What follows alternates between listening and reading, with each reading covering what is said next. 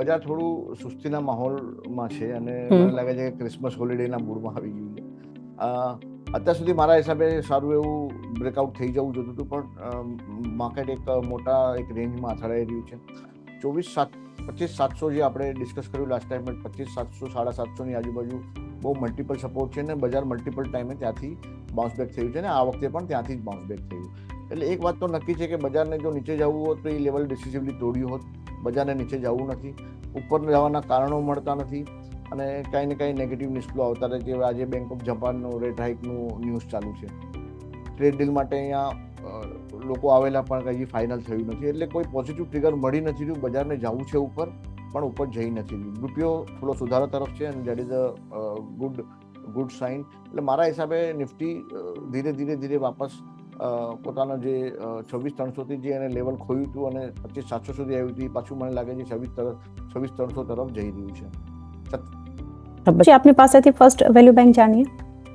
મારો પહેલો call value બેંકમાં છે વેદાંતા લિમિટેડ. 577 નો ભાવ છે. ચાર્ટ ફોર્મેશન ઘણા જ સારા છે. ડેલી, વીકલી, મંથલી ત્રણેમાં ટ્રેન્ડ પોઝિટિવ છે, મોમેન્ટમ પોઝિટિવ છે, રિલેટિવ આઉટ પરફોર્મન્સ છે અને રિસેન્ટલી એમાં ફંડામેન્ટલ ન્યૂઝ પણ છે કે ભાઈ એમાં ડીમર્જર અપ્રૂવ થયું છે બાય કોર્ટ, એનસીએલટી દ્વારા ડીમર્જર અપ્રૂવ થયું છે. એને કારણે ઘણી બધી કંપનીઓના શેર તમને એક પર એક ફ્રી મળશે. આને કારણે વેલ્યુ અનલોકિંગ થવાનો પણ ઘણું એવું ચાન્સ છે. તો મારા હિસાબે 577ના ભાવે તમે અહીંયા લઈ શકો અને એનો 500નો તમે સ્ટોપ લોસ રાખી શકો. મારા હિસાબે એનો ભાવ 700 તરફ જશે બહુ જ સૂન. 1 મહિના કે 2 મહિનામાં એનો ભાવ 700 તરફ જવો જોઈએ. માટે વ્યૂ રાખવાનો છે સમયગાળો 1 થી 2 મહિના માટે. વેદાંતા 500ના સ્ટોપ લોસ અને 700 સુધીના ટાર્ગેટ જે છે તમને પહોંચતા બતાવી શકે છે વીડીએલ માટે. વેશી, હવે આપની પાસેથી જાણીએ વેદાંતા માટે તમે આપ્યું છે પિક, સેકન્ડ ક્યારે છે? મારી સેકન્ડ પિક બેન્કિંગ સેક્ટરથી છે અને એ પિક છે Karur Vysya bank. Karur Vysya bank is a part of small cap index. Small cap ઇન્ડેક્સમાં એટલી મોટી કારનેજ જોવા મળી, પણ કરુર વ્યાસા બેંક બહુ જ સ્ટ્રોંગ ઊભો છે. 251-52નું લેવલ છે અને ટ્રેન્ડ પોઝિટિવ છે, મોમેન્ટમ પણ પોઝિટિવ છે, રિલેટિવ આઉટ પરફોર્મન્સ છે અને ઘણા છેલ્લા 7-8 અઠવાડિયાથી આ જ ભાવે કોન્સોલિડેટ થઈ રહ્યો છે. એટલે means it's about the time કે બ્રેકઆઉટ આવશે. મારા હિસાબે 251-52ની વચ્ચે એને લેવો જોઈએ અને 240નો સ્ટોપ લોસ, ટાર્ગેટ 275. 275નો target stop Karur Vysya bank. 240ના એક નીચેની તરફના સ્ટોપ લોસને ધ્યાનમાં રાખી શકો છો. આપની પાસેથી જાણી લઈએ વેદાંતા અને કરુર વ્યાસા બેંક પર જે તમે અત્યાર સુધીમાં વેલ્યુ બેંક આપ્યું છે, નેક્સ્ટ ક્યાં રહેશે? મારું ત્રીજી જે પિક છે એ જે અત્યારે એકદમ મોમેન્ટમમાં છે અને બહુ ટોપ ઓફ ધ ટાઉન જે સેક્ટરમાં છે એ છે મેટલ સેક્ટર.